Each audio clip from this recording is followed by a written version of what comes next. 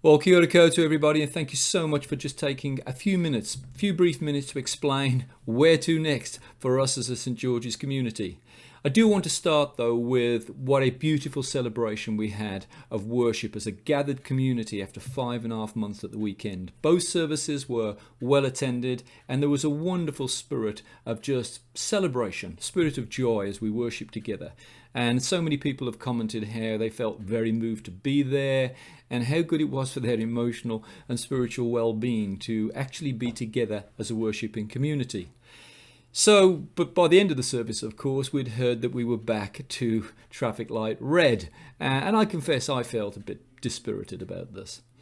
But where to next? Now, normally at red, we would go back to being an online service. But I think the momentum of the weekend, for me, felt that we should carry on trying to gather as a worshipping community for those who want to and feel that they feel safe to come. But obviously, restrictions have come into being. We can't do it the way we did it under Orange. So, again, I'll stress this is week by week. I said this 2 weeks ago and it's already changed. So, this is just a week by week situation. And at the heart of this is just the desire to worship God. I personally really feel the need to just be worshipping God each week with a bunch of other people who want to worship together. So, how do we do this? The big question.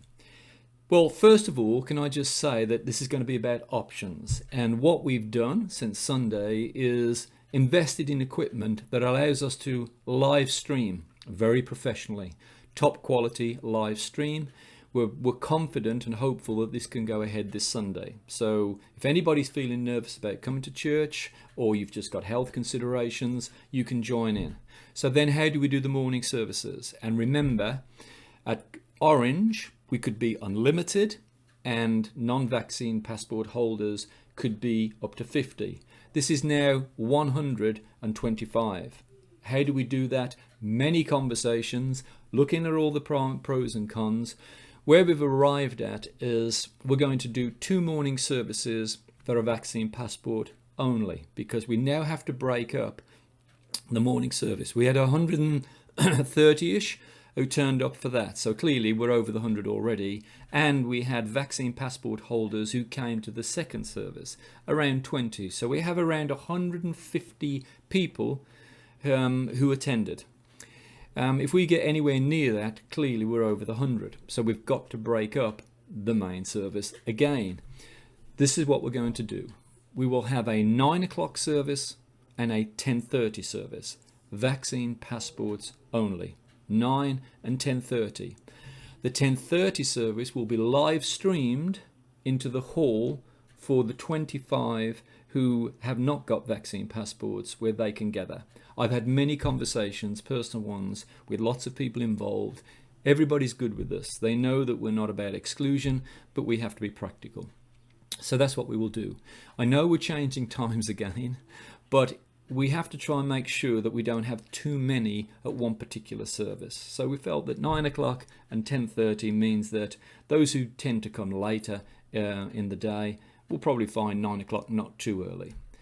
I don't know how this will work, everybody. Bear with us, please. We're just trying to do our best. It may only be 1 week that we do this and then we have to change again. But this is what we're going to do because we want to be a worshipping community. I fully accept people are on holiday. Omicron is looming. People's attitudes are changing daily. So we may have to reassess.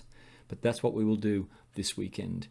We will follow up with all the details. So each day you're going to get an email that tells you more and more of the details. There are other protocols that have come into operation now. But just to reassess or to recap, 2 services, 9 o'clock, 10:30.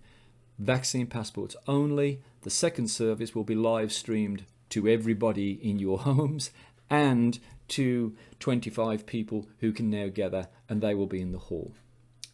Let's see how we go. I'm personally determined that we at St George's can just continue to be a worshipping community. In a couple of weeks we may find that that's not sustainable. But hey, let's do what we can. As I said, keep bearing with each other. One faith, one baptism, one Lord, one body of Christ. And we are called to worship, and we will do that as long as we can. Thank you for listening, everybody. Take care, and God bless you.